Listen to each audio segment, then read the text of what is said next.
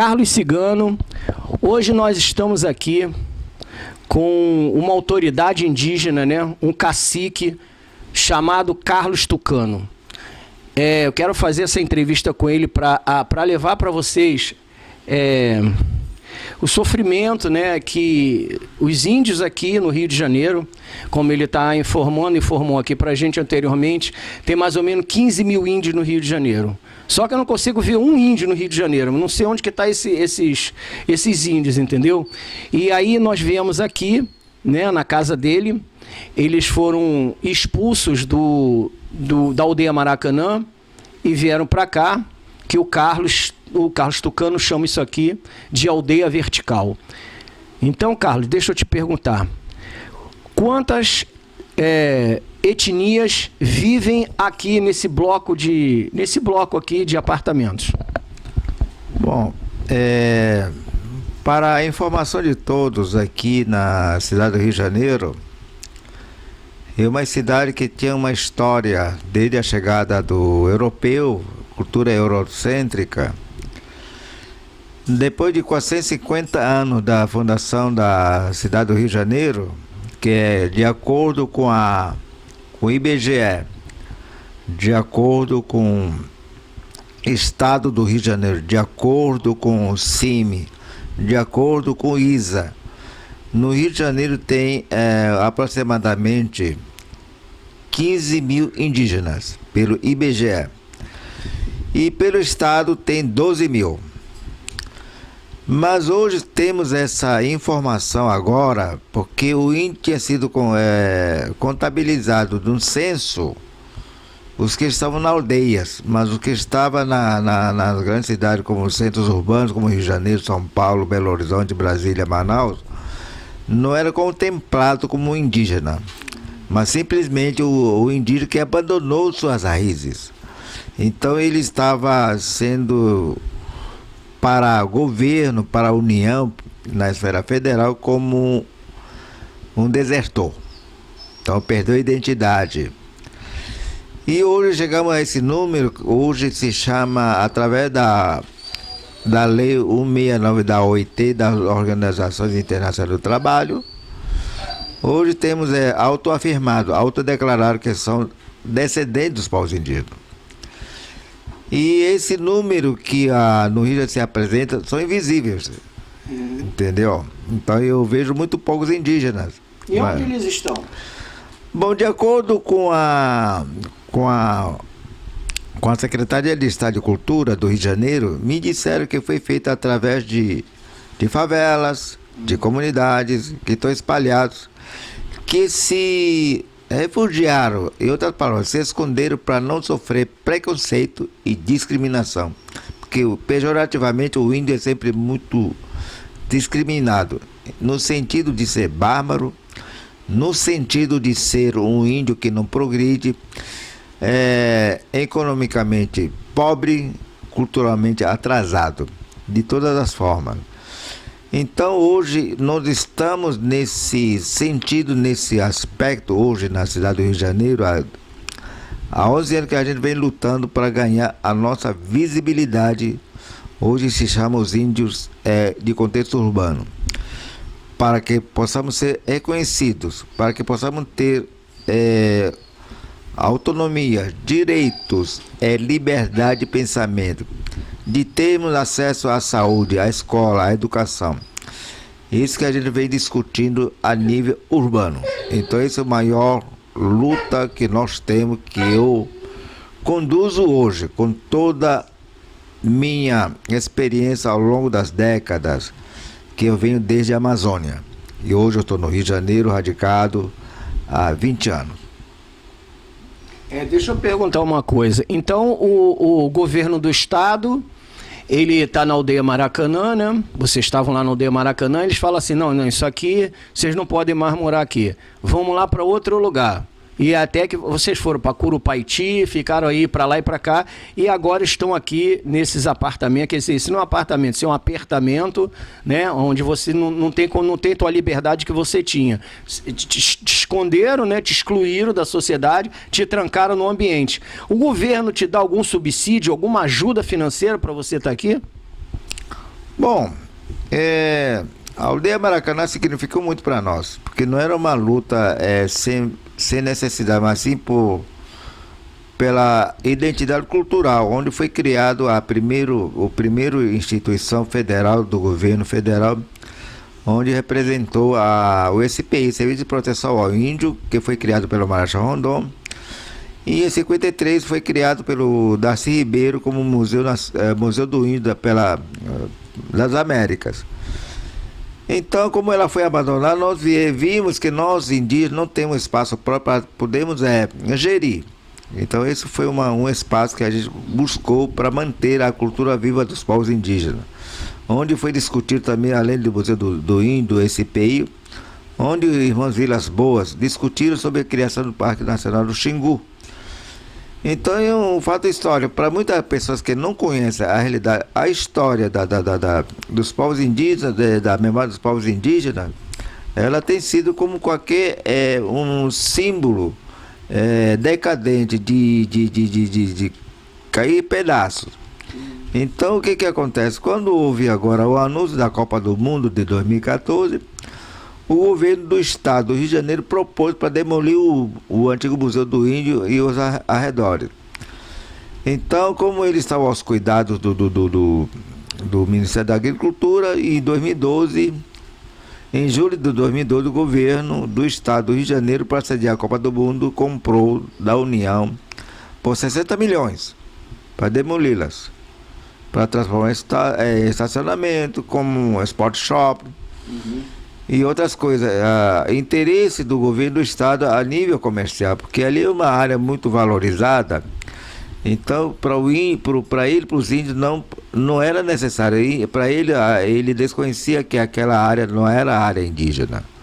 Então ele ignorou. Então ele fez o que fez, nos tirou em março de 2013 e nos jogou lá, praticamente nos jogou lá em Curupati, lá em Jacarepaguá, e não cumpriu o que ele prometeu de fazer uma aldeia típica para os povos indígenas.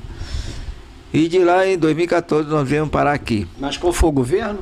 Foi Sérgio Cabral, entendeu? Então, houve esse ano político, ele abandonou, saiu. E na época, o valor nosso daqui do restaurante se chamava 7 milhões. E o Maracanã, aos 50 metros, custou mais de 1,5 bilhão. Então ficou uma coisa muito vergonhoso para ele, como ele trata os povos indígenas. Quando ele mandou 200 homens da Força Policial, no dia 22 de março de 2013, e nos abandonou praticamente, e hoje estamos aqui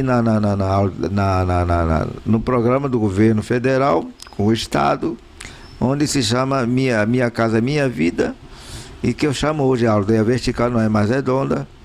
Hoje estamos aqui 20 famílias de diferentes etnias, de outro país. Então já estamos aqui sem receita, sem trabalho, sem emprego, porque nós não temos espaço para a gente poder trabalhar, porque por mais que a gente tivesse o canudo de nível superior, por ser índio, jamais teríamos essa capacidade de estarmos concorrendo um trabalho digno, de ganhar um salário digno. E hoje estamos aqui, como sempre, na margem da história desse país. Então eu vejo nesse aspecto que o governo tem que começar a reconhecer os povos indígenas.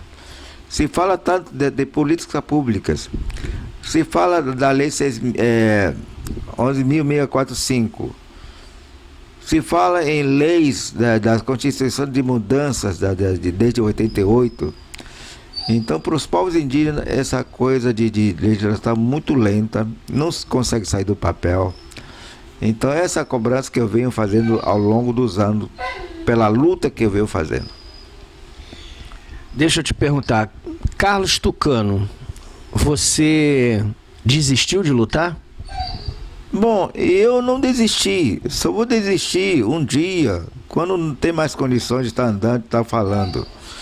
Mas eu continuo firme, continuo na minha luta, no meu foco amplo, no meu caminhar do dia a dia, 24 horas, lutando pela causa dos povos indígenas, especificamente aqui no Rio de Janeiro, onde eu luto incessantemente e que hoje estamos criando.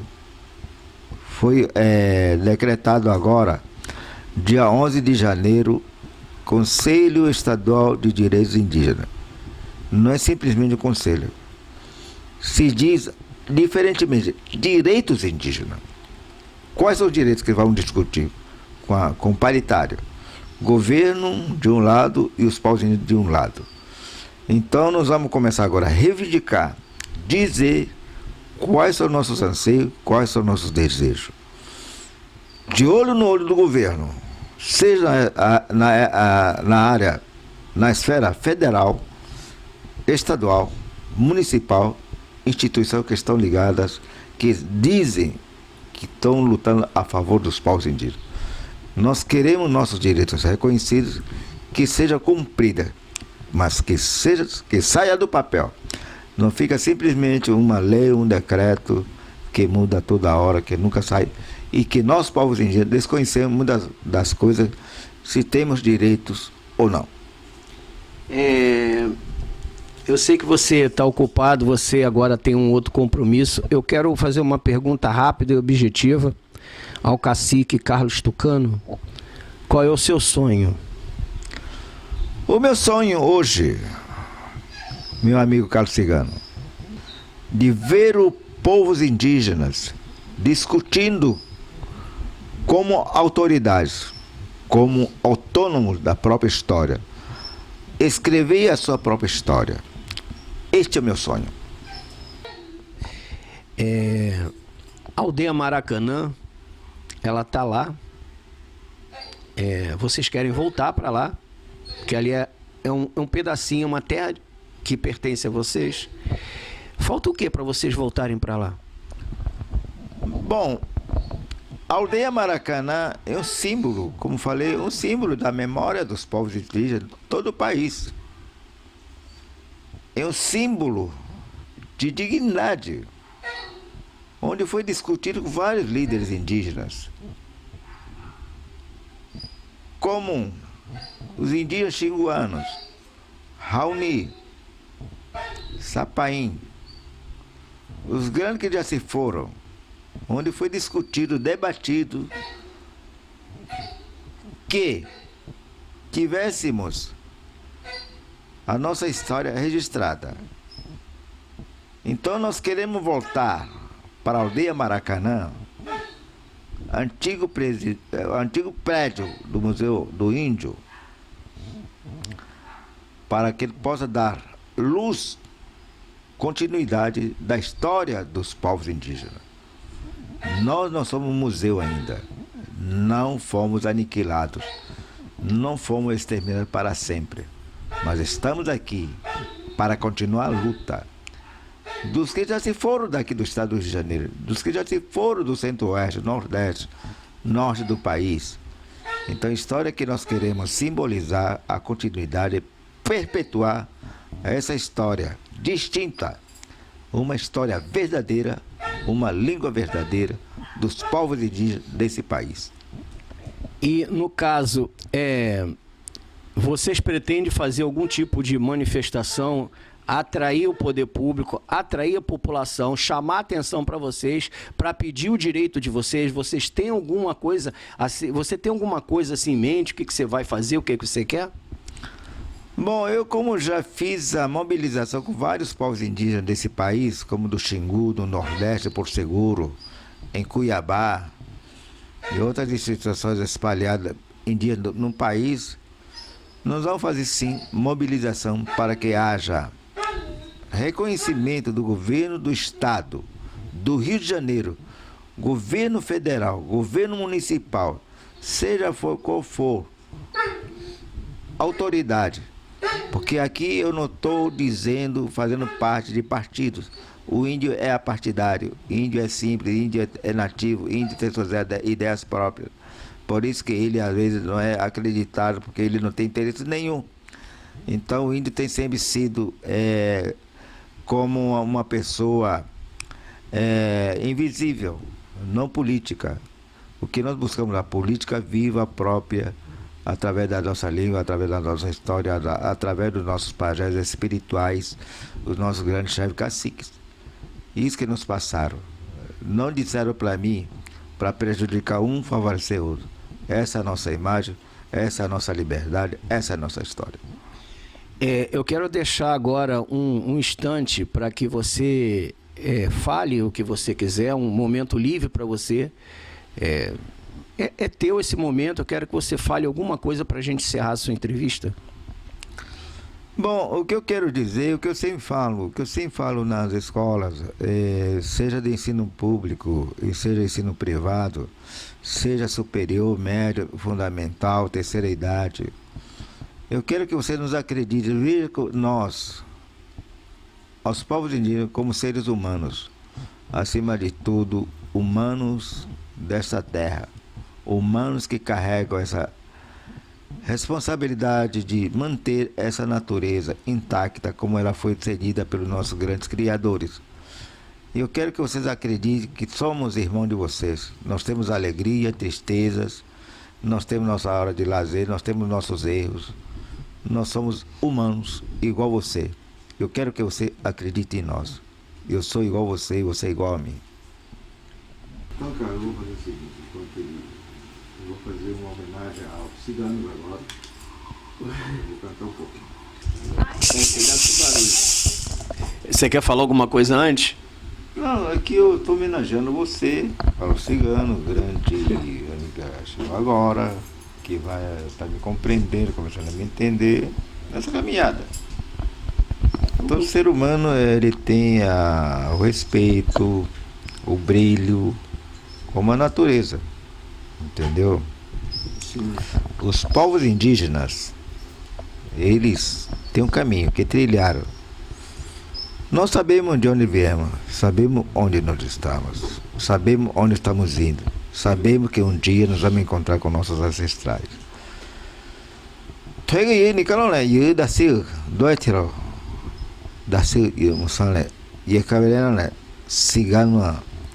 Percasa tocana Rio de Janeiro kana de musala basapi otinite. Ensa basasa ninite. Ensa masinse, ensa nise, ensa takuse. Tere ensa basa ekati atipatire ensa makuse ensa basa manite. Gaiwa baya kumwa Ensan mosa no minha, ensan pola no minha, ensan palamela ni manite até ditala. Ya.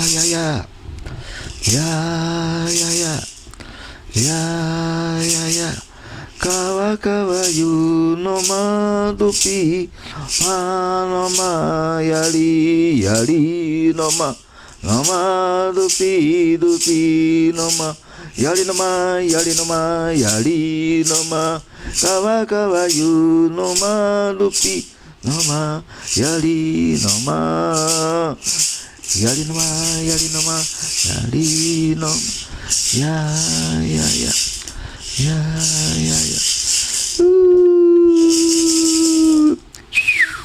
Ayun, obrigado. Então, Carlos Cigano vai fechando essa entrevista, agradecendo ao cacique, ao Carlos Tucano, que é de uma tribo, que é um grupo de indígenas lá de cima do Amazonas, né, quase divisa com a Colômbia. E ele já está, como ele falou, já está aqui no Rio, já está tentando a luta dele, né? Ele quer trazer até mais índios para cá, né? Mais os amigos dele, né? Falar índio assim é complicado, mas são os irmãos dele de sangue, né? Que estão lá. Mas a aldeia Maracanã está fechada por uma determinação do governo, uma ambição, né, de poder, de fechar aquilo ali, achar que aquilo ali é deles, e o governo sempre vai pensar isso.